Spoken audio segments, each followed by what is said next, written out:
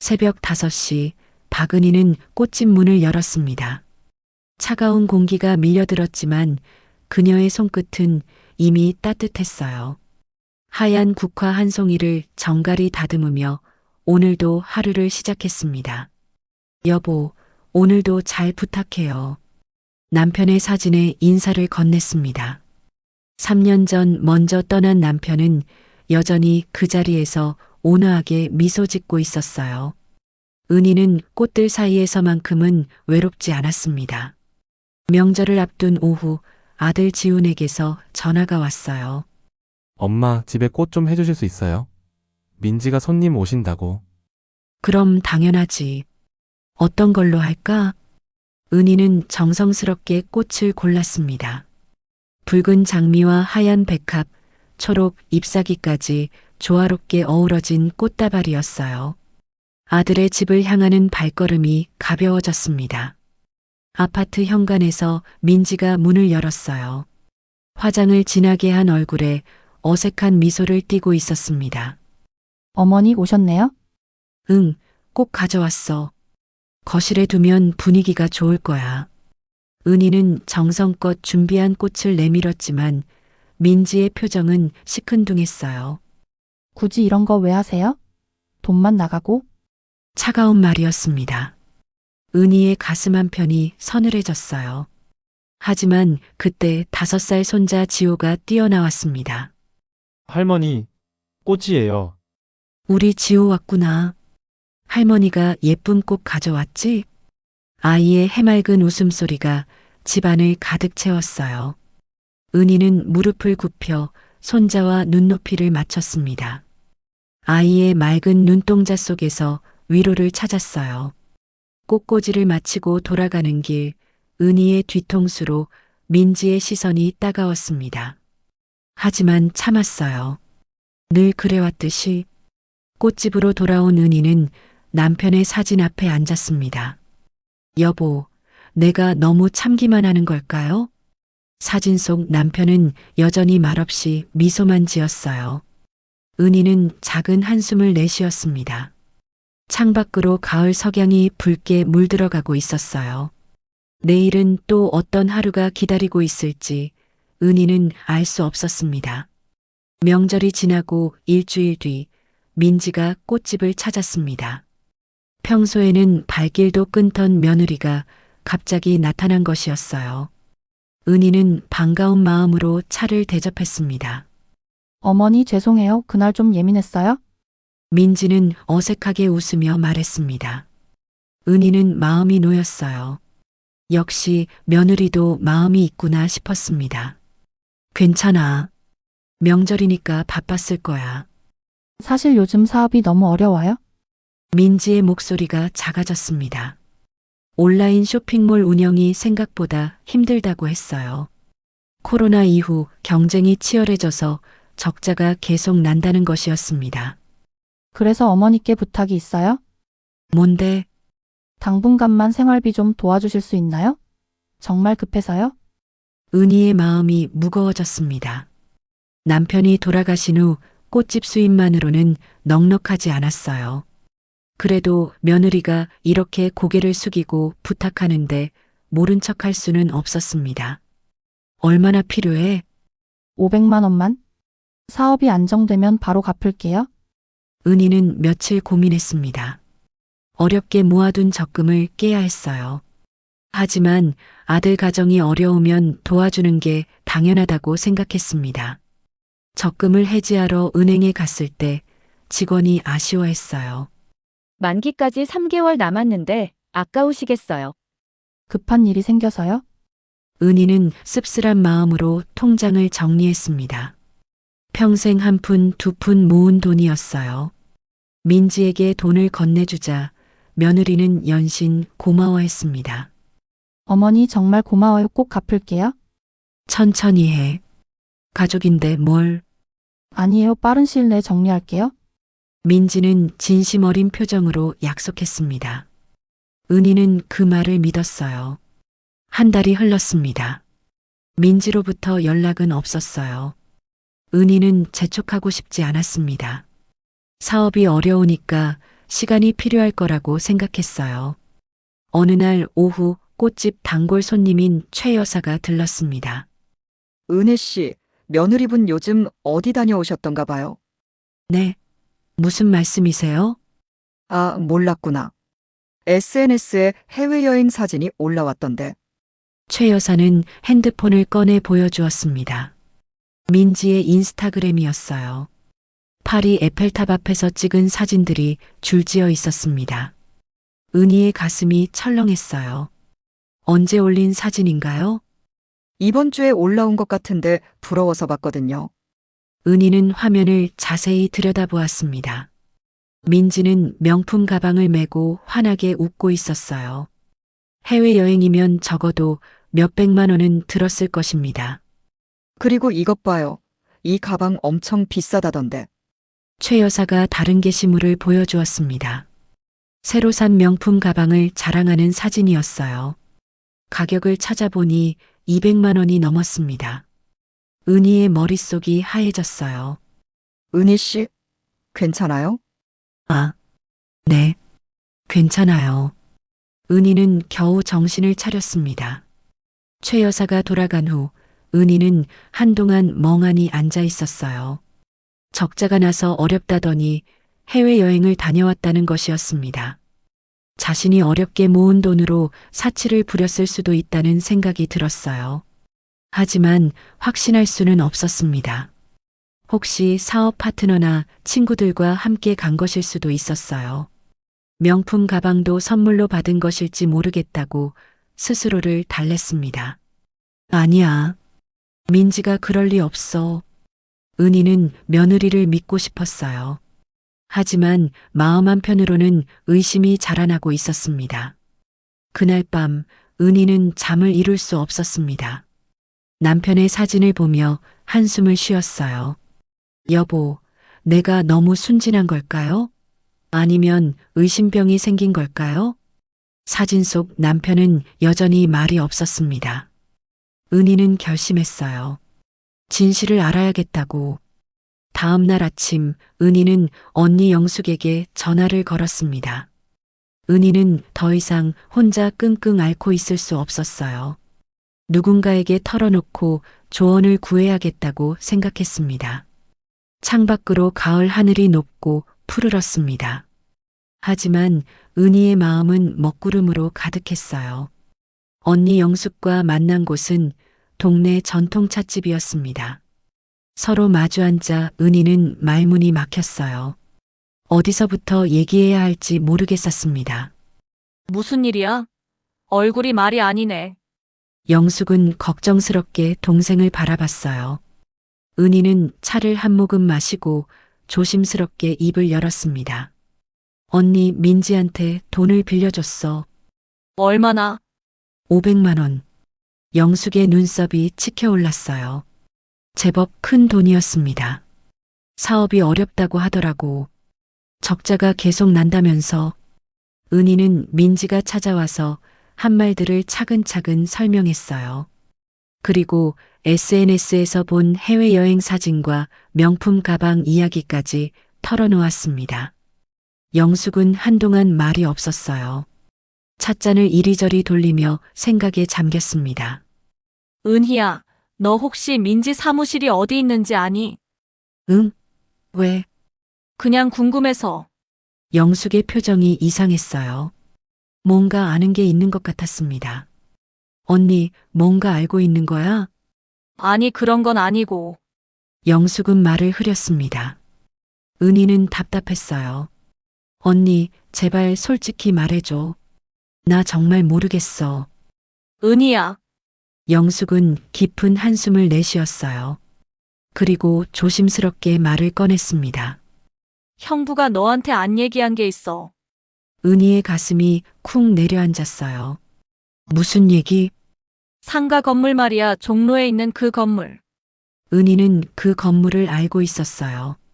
남편이 젊은 시절부터 조금씩 투자해서 산 작은 상가였습니다. 하지만 자세한 사정은 몰랐어요. 그 건물이 어떻게? 일부가 너 명의로 되어 있어. 영숙의 말에 은희는 깜짝 놀랐습니다. 4명에? 그런 건 처음 들어봐. 형부가 생전에 정리해뒀어. 혹시 모를 상황에 대비해서. 그래서 은희야, 민진의 사무실이 그 건물에 있어. 은희는 잠시 말을 잃었어요. 이해가 안 됐습니다. 무슨 뜻이야? 민지가 월세를 내고 있다는 뜻이야, 너한테. 영숙의 말이 천천히 은희의 머릿속에 들어왔어요. 민지가 적자라고 했는데 실제로는 월세를 꼬박꼬박 내고 있다는 것이었습니다. 그럼 민지는 나한테 월세를 내면서 응동시에 돈을 빌렸지. 은희는 머리가 어지러웠어요. 상황이 점점 복잡해지고 있었습니다. 언니, 그럼 월세가 얼마야? 한 달에 150만 원. 150만 원? 은희의 목소리가 커졌어요. 차라리 적자라면 월세를 못 냈을 텐데 꼬박꼬박 내고 있다니요. 맞아, 한 번도 밀린 적 없어. 그럼 민지가 나한테 거짓말을 한 거네. 그런 것 같아. 영숙도 안타까운 표정이었어요. 동생이 속은 걸 보고 있으니 마음이 아팠습니다. 언니는 왜 진작 얘기 안 했어? 형부가 너한테 부담 주지 말라고 했거든, 필요할 때까지는. 은희는 남편의 마지막 배려까지 알게 됐어요. 하지만 지금은 그것도 원망스러웠습니다. 찻집은 조용했어요. 오후에 따스한 햇살이 창가에 비쳤지만 은희의 마음은 차가웠습니다. 언니, 확실해? 정말 그 건물에 민지 사무실이 있다고? 내가 직접 확인해봤어. 영숙은 가방에서 서류를 꺼냈어요. 등기부등본이었습니다. 이것 봐, 너 이름으로 되어 있어. 은희는 서류를 받아들었어요. 정말로 자신의 이름이 적혀 있었습니다. 남편이 몰래 정리해둔 것이었어요. 그리고 이건 임대차 계약서 사본이야. 영숙이 내민 서류에는 민지의 이름이 선명했습니다. 계약 기간, 보증금, 월세까지 모든 게 적혀 있었어요. 은희는 한동안 서류를 바라봤습니다. 검은 글씨들이 흔들려 보였어요. 은희의 목소리가 떨렸습니다. 분노와 배신감이 동시에 밀려왔어요. 민지가 나를 호구로 본 거야. 은희야, 진정해. 어떻게 진정해? 월세는 꼬박꼬박 내면서 생활비는 빌려달라고? 은희의 목소리가 점점 높아졌어요. 다른 손님들이 돌아봤습니다. 쉿, 목소리 낮춰. 영숙이 진정시켰지만 은희의 분노는 가라앉지 않았어요. 언니, 나 어떻게 해야 해? 일단 차근차근 생각해보자. 생각할 게 뭐 있어? 당장 가서 따져야지. 아니야, 그러면 안 돼. 영숙은 동생의 손을 잡았어요. 성급하게 행동하면 더 복잡해져. 계획을 세워야 해, 제대로. 은희는 영숙의 말에 고개를 끄덕였어요. 화가 나도 신중해야 했습니다. 언니, 계약갱신은 언제야? 다음 달 말이야. 그 전에 대책을 세우자. 두 자매는 오랫동안 대화를 나눴어요. 분노는 여전했지만 은희의 마음에는 묘한 힘이 생겨나고 있었습니다. 집으로 돌아오는 길, 은희는 남편의 사진을 떠올렸어요. 마지막까지 자신을 생각해준 남편의 마음이 고마웠습니다. 여보, 이제 알겠어요. 당신이 왜 그렇게 해두셨는지. 은희는 처음으로 확실한 무언가를 손에 쥔 기분이었어요. 이제 더 이상 당하고만 살지 않겠다고 다짐했습니다. 꽃집 문을 열며 은희는 작은 미소를 지었어요. 내일부터는 달라질 것 같았습니다. 계약 갱신일이 다가왔습니다. 은희는 일주일 전부터 준비를 시작했어요. 변호사 선임은 부담스러워서 언니 영숙과 함께 계획을 세웠습니다. 차분하게 해야 해. 감정적으로 나가면 안 돼. 영숙의 조언이었어요. 은희도 동감했습니다. 지금까지 참고 살았으니 마지막까지 품위를 지키고 싶었어요. 언니, 내가 너무 약해 보였나? 아니야, 너무 착했지. 은희는 며칠 동안 거울을 보며 연습했어요. 떨리는 목소리를 다잡고 할 말을 정리했습니다. 계약 갱신일 오후 3시. 은희는 상가 건물 2층 회의실로 향했습니다. 평소보다 단정하게 차려입었어요. 검은 재킷에 흰 블라우스, 작은 진주 귀걸이를 했습니다. 회의실에는 이미 민지가 앉아 있었어요. 노트북을 열고 서류를 정리하는 모습이 여유로워 보였습니다. 어머니 오셨네요? 민지는 평소와 다름없이 인사했어요. 은희는 조용히 맞은편에 앉았습니다. 지훈이는? 아, 급한 회의가 있어서 조금 늦는다고 하네요? 사실 은희는 아들을 일부러 불렀어요. 이 자리에 함께 있어야 한다고 생각했습니다. 10분 후 지훈이 서둘러 들어왔어요. 엄마 미안해요. 늦었네요. 괜찮아. 앉아. 지훈은 민지 옆에 앉으며 어리둥절한 표정을 지었어요. 평소 같으면 집에서 간단히 얘기하고 끝날 일이었는데 굳이 회의실을 잡은 이유를 몰랐습니다. 그럼 시작할까요? 은희는 가방에서 서류 봉투를 꺼냈어요. 등기부등본과 임대차 계약서였습니다. 민지야, 우선 이것부터 보자. 은희는 등기부등본을 테이블 위에 놓았어요. 민지의 얼굴이 순간 굳었습니다. 이게 뭔가요? 이 건물 등기부등본이야. 지훈이 서류를 집어들었어요. 어머니 이름이 적힌 걸 보고 깜짝 놀랐습니다. 엄마 이게 무슨... 내 아버지가 내 명의로 해뒀어. 혹시 모를 상황에 대비해서 회의실이 조용해졌어요. 민지는 아무 말 없이 손을 꼭 쥐고 있었습니다. 그리고 이건 임대차 계약서야. 은희는 두 번째 서류를 꺼냈어요. 민지의 서명이 선명한 계약서였습니다. 민지야, 한 달에 150만 원씩 월세를 내고 있지? 어머니, 한 번도 밀린 적 없어. 맞지? 민지는 고개를 숙였어요.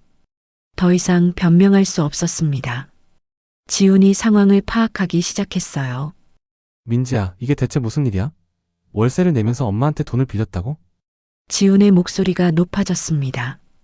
은희는 아들을 진정시켰어요. 지훈아, 일단 들어봐. 엄마 이해가 안 돼요. 왜 이런 일이... 나도 며칠 전에 알았어. 은희는 차분하게 상황을 설명했어요. 영숙에게서 들은 이야기, SNS에서 본 사진들, 그리고 지금까지의 심정까지. 민지는 내내 고개를 숙이고 있었어요. 가끔 어깨가 떨리는 게 보였습니다. 은희가 조용히 불렀어요. 민지가 고개를 들자 눈물이 고여 있었습니다. 왜 그랬니? 죄송해요, 어머니. 죄송하다고 끝이야? 500만 원이 작은 돈이니? 은희의 목소리에 힘이 들어갔어요. 하지만 여전히 차분했습니다. 어머니, 정말 죄송해요. 변명의 여지가 없어요?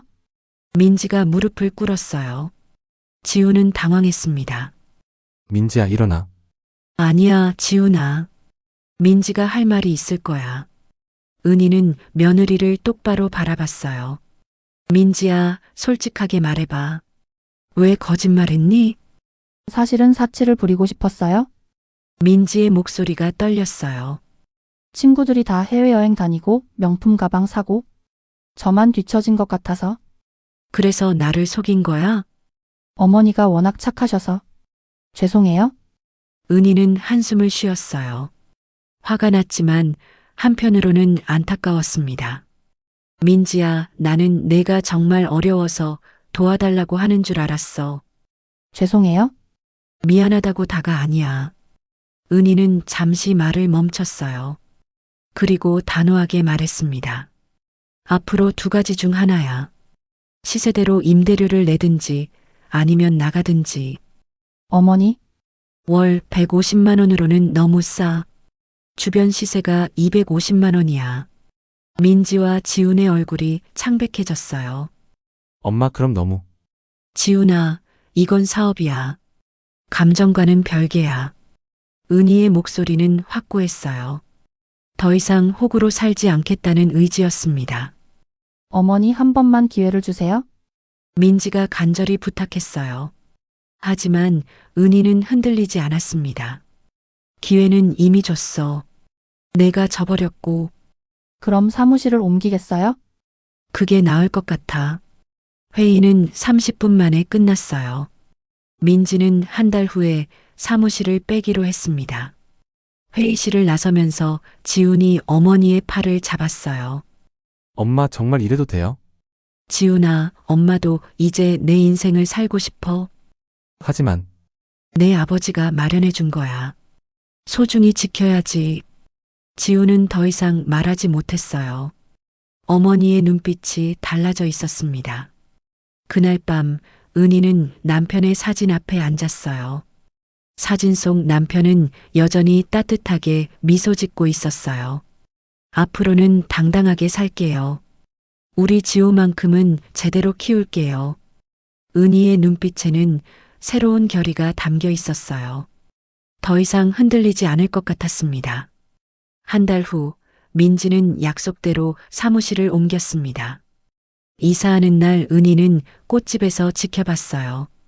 트럭에 짐을 싣는 민지의 모습이 쓸쓸해 보였습니다. 며칠 뒤 지훈이 혼자 찾아왔어요. 엄마 안녕하세요. 응, 왔구나. 차 마실래? 지훈은 고개를 끄덕였습니다. 오랜만에 모자가 마주 앉았어요. 엄마 미안해요. 뭐가? 민지 일 제대로 못 봐서요. 지훈의 목소리가 작아졌습니다. 은희는 아들의 손을 덮었어요. 지훈아, 너까지 자책할 필요 없어. 하지만 엄마가 혼자. 괜찮아. 오히려 좋은 경험이었어. 은희는 진심으로 그렇게 생각했어요. 힘들었지만 많은 걸 배웠습니다. 앞으로는 더 조심할게요. 조심하지 말고 당당해져. 내가 가장이잖아. 지우는 어머니의 말에 고개를 끄덕였어요. 예전과는 다른 어머니의 모습이 놀라웠습니다. 다음 주 주말 지호가 할머니를 찾아왔어요. 할머니, 보고 싶었어요. 우리 지호, 할머니도 보고 싶었어. 은희는 손자를 꼭 안아주었습니다. 아이의 체온이 따뜻했어요. 할머니 이 꽃 진짜 예뻐요. 지호가 분홍 장미를 가리켰습니다. 은희는 미소를 지었어요. 지호야, 할머니랑 꽃 심어볼까? 네, 좋아요. 두 사람은 작은 화분에 꽃을 심었어요. 지호의 작은 손이 흙을 정성스럽게 다졌습니다. 할머니 이 꽃이 크면 어떻게 돼요? 예쁘게 피어서 사람들을 기쁘게 해줄 거야. 할머니처럼요? 은희는 잠시 말을 잃었어요. 손자의 순수한 말에 가슴이 뭉클했습니다. 그래, 할머니처럼. 저녁이 되자 지훈이 지호를 데리러 왔어요. 민지도 함께였습니다. 어머니, 민지는 여전히 조심스러웠어요. 은희는 자연스럽게 인사했습니다. 민지야, 새 사무실은 어때? 아, 네, 괜찮아요? 다행이네. 민지는 고개를 숙였어요. 할 말이 많은 것 같았습니다. 어머니, 정말 죄송했어요? 됐어. 이제 그만하자. 은희의 목소리는 담담했어요. 더 이상 그 일로 괴로워하고 싶지 않았습니다. 앞으로는 잘해볼게요. 응, 그래야지. 가족들이 돌아간 후 은희는 새로운 일상을 만들어 갔어요. 우선 파크 골프를 배우기 시작했습니다. 박 선생님, 처음 치시는 거 맞아요? 동호회 회장이 놀라워했어요. 은희의 실력이 생각보다 좋았습니다. 운이 좋았나 봐요. 아니에요. 집중력이 대단하셨어. 은희는 파크 골프가 재미있었어요. 새로운 사람들과 만나는 것도 즐거웠습니다. 가을이 깊어지자 영숙과 함께 여행을 떠났어요. 강원도 설악산이었습니다. 은희야, 얼굴이 많이 밝아졌네. 그래, 응, 예전에는 항상 무언가 걱정하는 것 같았는데. 영숙의 말이 맞았어요. 은희는 더 이상 눈치를 보지 않았습니다. 언니 덕분이야. 내가 뭘 했다고. 진실을 알려줘서 두 자매는 단풍이 물든 산길을 천천히 걸었어요. 50년 넘게 함께해온 세월이 소중하게 느껴졌습니다. 은희야, 형부가 보면 좋아할 거야. 왜? 내가 이렇게 당당해진 걸 보면. 은희는 남편을 떠올렸어요. 정말 좋아할까요? 겨울이 오기 전 상가 건물에 새로운 세입자가 들어왔어요. 젊은 카페 사장이었습니다. 사장님, 감사합니다. 열심히 하세요. 은희는 임대료를 받으며 뿌듯했어요. 이제 꽃집 수입에 월세까지 더해져서 생활이 안정되었습니다. 그날 저녁 은희는 남편의 사진 앞에 앉았어요. 여보, 고마워요. 사진 속 남편은 여전히 온화하게 웃고 있었어요. 당신이 마련해둔 덕분에 이제야 제대로 살게 됐어요. 은희는 잠시 과거를 되돌아봤습니다. 남편과의 행복했던 시절, 아들을 키우며 보낸 바쁜 날들, 그리고 혼자가 된 후의 외로운 시간들. 이제는 더 이상 혼자가 아닌 것 같아요. 은희의 눈빛에는 평온함이 있었어요. 더 이상 누군가의 눈치를 보지 않는 자유로운 표정이었습니다. 새해가 되자 지호가 새해 인사를 하러 왔어요. 할머니 새해 복 많이 받으세요. 우리 지호도 건강하게 자라라. 할머니는 올해 뭐 하실 거예요? 은희는 잠시 생각했어요. 올해는 뭘 해볼까요? 할머니도 많은 걸 배우고 싶어. 저도 도와드릴게요. 지호의 밝은 웃음소리가 꽃집을 가득 채웠어요. 그날 밤 은희는 일기를 썼습니다. 오랜만에 쓰는 일기였어요. 오늘부터 새로운 시작이다. 더 이상 누구의 그림자가 아닌 나 자신으로 살아가겠다.